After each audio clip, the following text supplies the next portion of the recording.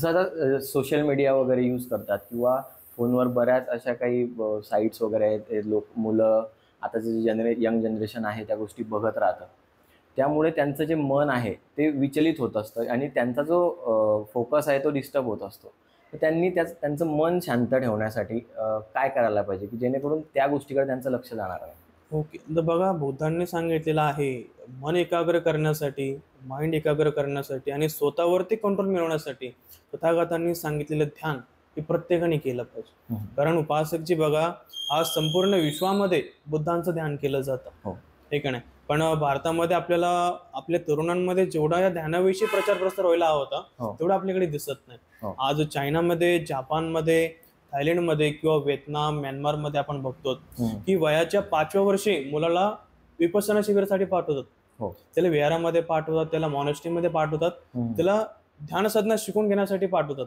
खऱ्या अर्थाने जी ध्यान साधना आहे, जी ध्यान आहे, ती जीवनामध्ये खूप उपयोगी ठरणार आहे. कारण ध्यान एक अशी गोष्ट आहे जी पूर्णपणे आपल्याला स्वतःवरती, स्वतःच्या मनावरती, स्वतःच्या डोळ्यावरती, स्वतःच्या कानावरती, स्वतःच्या त्वचावरती आणि माइंडवरती आणि पूर्ण आपली जी बॉडी आहे त्या संपूर्ण बॉडीवरती कंट्रोल करण्यासाठी, त्याच्यावरती नियंत्रण ठेवण्यासाठी ध्यान उपयोगी पडत असतं. असं आहे. त्यामुळे ध्यान करणे तरुणांनी फार गरजेचं आहे. जेव्हा आपण ध्यान साधना करू तेव्हा खऱ्या अर्थाने आपण प्रत्येक जी गोष्ट त्याच्यावरती नियंत्रण मिळवू शकतो.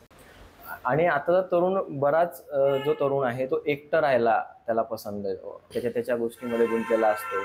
तर त्या एकटेपणा दूर करण्यासाठी त्याने काय करायला पाहिजे? ओके. बघा, एकटेपणा जेव्हा आपल्याला जाणवतोय, खऱ्या अर्थाने मला तरुणांना सांगणं आहे की आपण एकटेपणाला घाबरू नका.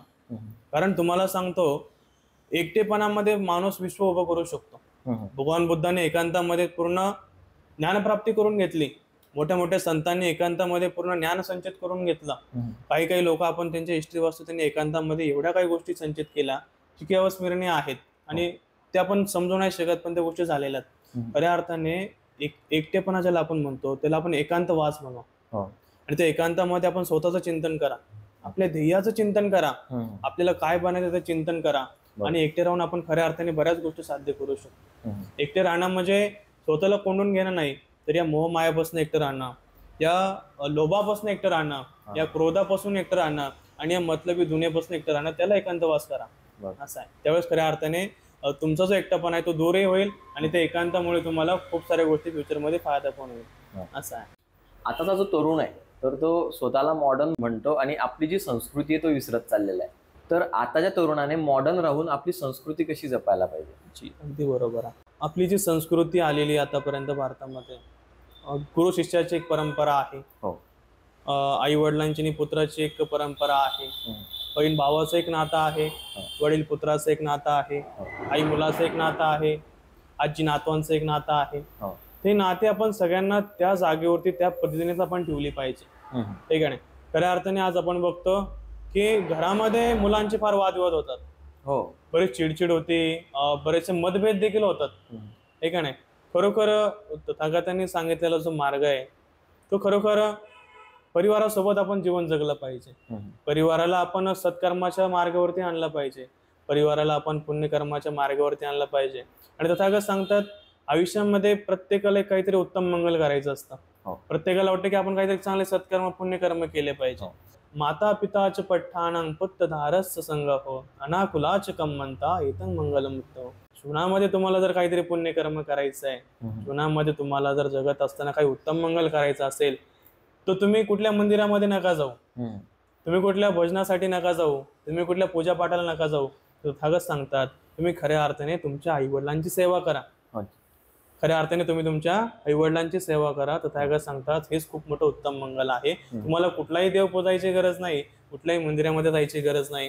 त्यामुळे जो मुलगा आईवडिलांची सेवा करतो, जो आईवडिलांची रिस्पेक्ट करतो, त्यांचा मान सन्मान ठेवतो, त्या घरामध्ये खऱ्या अर्थाने ताळमेळ हा बनून राहत असतो.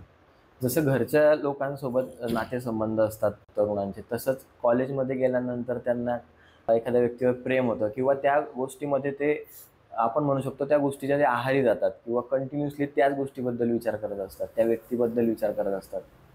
ठीक आहे. बघा, सध्याच्या ह्याच्यामध्ये तरुणांचं प्रेम प्रकरण आणि बऱ्याच गोष्टी फार वाढलेल्या आहेत. आपल्याला बघायला मिळतं, सोशल मीडियावरती बघायला मिळतं. प्रेम करणं हे काही चुकीचं नाहीये, पण आपण कुठल्या व्यक्तीवरती प्रेम करतोय हे जाणून घेणं फार गरजेचं आहे. बरोबर. जे आपल्याकडे सतत वेग बुद्धी आहे, जे आपलं माइंड आहे, त्या माइंडमध्ये ती सतत वेग बुद्धी आपण जागृत करून त्या गोष्टींचा विचार केला पाहिजे की या गोष्टींनी प्रेझेंटमध्ये या गोष्टी घडत आहेत, तर या फ्युचरमध्ये या गोष्टींनी काय होईल.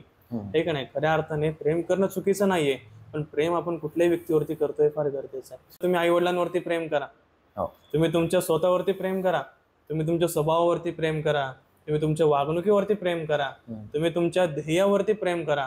खऱ्या अर्थाने ते उपयोगी ठरणार आहे. हे का नाही. तर मग सांगायचं असं आहे की ज्या गोष्टी व्यर्थ आहेत, ज्या फक्त आपल्या डोळ्याला चांगल्या वाटतात, शरीराला चांगल्या वाटतात किंवा कानाला ज्या गोष्टी आपल्याला ऐकायला वाटतात, खऱ्या अर्थाने त्याकडे दुर्लक्ष करून आपण आपल्या ध्येय धोरणाकडे जास्त वाटचाल करणे गरजेचं आहे. प्रेम करा पण आपल्या आईवडिलांवरती प्रेम करा, स्वतःवरती प्रेम करा, आपल्या उद्देशांवरती, आपल्या ध्येयांवरती.